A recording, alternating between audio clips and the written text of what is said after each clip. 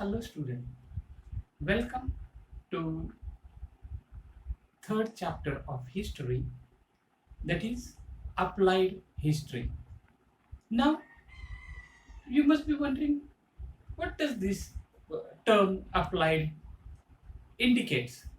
Applied means how it is applicable to us, how it is useful to us. So that is what is applied history. So let us see what is the applied history. Applied history means public history.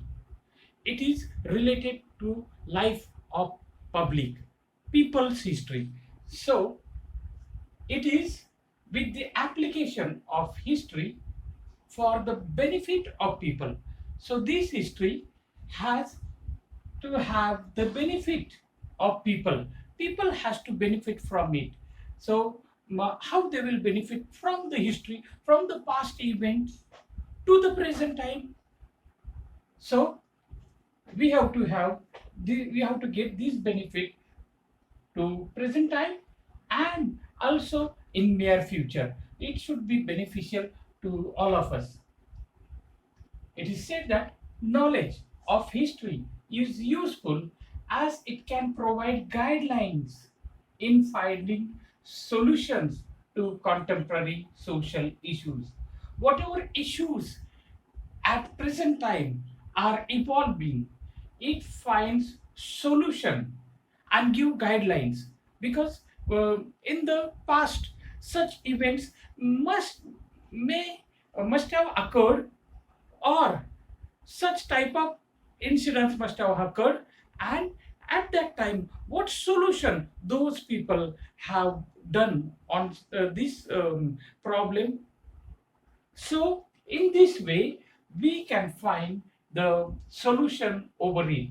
So the solution to contemporary social issues can be found out from these historical events and incorporate them in the social planning. So now, for example, a dam construction is there, and when the dam is constructed, it was constructed, and within a year the wall burst. It did not last for a longer time.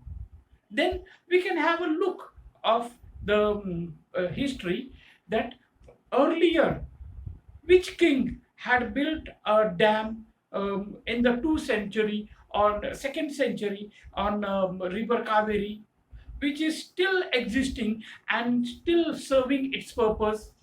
What technique at that time they had used, can we use the same technique so that it can last for a longer time? So such solutions we can find out from the historical events, and this would be useful at present time, and we can plan our future. The projects and programs related to applied history can create opportunities for people to participate along with the technical experts. So now the projects, whichever project, for example, we have to have a project. Let us take an example of we have to build a series of dams on river Godavari in different stages. Then this would be the program, and then the planning has to be done. The project is that we have to have the dams, series of dams, then planning has to be done, programming has to be done, how we will go about, then the participation of the people has to take into consideration, expert has to do all the plannings, then people will come and they will start doing it.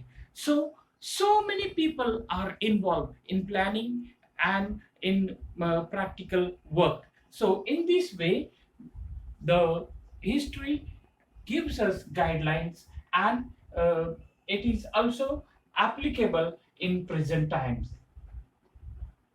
My dear student, people's participation in the capacity of tourist visiting museum and ancient site is also important. So who visit the ancient site? It is the people, and we have to create an atmosphere so that more and more people get attracted towards the ancient sites and monuments. Um, so uh, so when people come there, then they get more and more interested in this historical subject. Tourists create interest in the history among the people. So it is more and more people who visit the sites, they create interest among the people. They can they can participate in conservation and preservation projects of their city, town, or village. So conservation and preservation, my dear student, is very very important. It may be the monument, it may be any site, excavated work. For example, in your town, if there is one huge mountain, and as they were digging, they found old bricks, then it is of interest that we have to ask them to stop. Then the expert has to be called, and then this expert will see what was buried underground, how many years this was, and then the expert will slowly excavate it. Then it is the town people, it is the village people, their responsibility to conserve and preserve such excavated sites. Public history. People have a lot of misgiving about history. They say that if we study the subject of history, what benefit we will get from it? No benefit. If suppose a person goes for higher study in engineering, then he can earn quite a lot from his subject. Or if a person goes to medical field and he becomes a doctor, then he can have his private hospital, or he can join government hospitals, and he can earn. But if a person studies history, what's the use? So it's the misunderstanding, my dear student, of people. History is useful subject. It is also said that history repeats again. So from the history we can learn quite a lot, and we can plan our future from the uh, events which happened earlier. So therefore the subject history is not only studied by the expert, historical expert, historians, or the students who wants to have their life in their near future, who want to develop their life. Not only these, but everyone can study histories. For example, if we want to visit all the forts of Shivaji Maharaj, which Shivaji Maharaj had built and where he ruled, and there are quite a many forts um, which are ruined. So when we go and study these, then the interest is created amongst us. So in this way, history is not the subject only of the history students or the historians, but it is for everyone, my dear students. So it helps us to overcome such misgiving that history is only for historians, but it is for everyone, and it is connecting to life, connecting to every people, even in present time, even in the uh, present situation. My dear students, there are many universities abroad where various courses in public history are offered. Srushti Institute of Art Design and Technology is an institute at Bangalore, Karnataka. This institute has independent department named Center for Public History. So in India also we have at Bangalore this Center for Public History. This department has taken up various projects and research in the field of public history, that is which is applicable for public, which is related to the life of people. Public history or applied history and research in various fields. So the scope which is there in the research, let us see. The way our present life is shaped is dependent on historical change of event. First of all, history is the past event. It is already happened. Okay? And from those happenings, human beings started making progress and progress and progress. For example, it's the here we are told that chain of events. I would like to give you the example of computer. The earlier computer was huge in size. It was fixed in a one particular room. Then it was uh, in green and white color. Later on, its size was reduced and black and white was discovered, and size was still reduced and still reduced. And now, after the more and more evolution in it, now we have laptop, a smaller size. We have iPods, still smaller size. So this is the evolution in the field of computer. So now, dear students, historical events relate to various fields like politics. So, for example, Samrat Ashoka's time, what type of politics was going on? Then, what type of social structure was available at that time? What type of religious structure was available at that time? So, how the community was functioning? So, all this we have to take into consideration.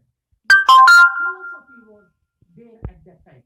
So, for example, philosophy at that time was to conquer. So, the philosophy of at that time was to conquer more and more territory. So, go on constantly war. But after the war of Kalinga, Ashoka's philosophy totally changed. He said, henceforth, no more war. And therefore, he adopted the non-violence way. So his philosophy got changed. Then what type of technology at that time was available? And science, how they erected the pillars. This is an example we have taken by the students. So all these fields, politics, social and religious structure, community, existing community at that time, the philosophy, the technology, and science. These are all fields are important. So each of these fields have their own history. For example, let us take the example of science. It, it has its own history. Let us see the example of Thomas Alva Edison. He invented the bulb. But my dear students, to invent this bulb, he failed more than 1000 to 2000 times. So every time he made an experiment, he failed and failed and failed, and still he went ahead and ahead. And then finally the bulb was lit. Yes, so it is each time these fields have their own history. So in this case, I have given you the history of Thomas Alva Edison. So he has written every time his experiment. So this history of building, this history builds the knowledge. My dear students, the direction of future development in every field is dependent on the state we have to have available knowledge. How this available knowledge we got? It is from their past. It is from the history. First time we fail, second time we fail, third time fail, and fourth time then little more progress and progress and progress. And in this way, the knowledge is written. This is the history of those events, and therefore this knowledge, my dear student, is important. So the present available knowledge is utilized for future. Hence, the method of history can prove to be the of value in research and of various fields.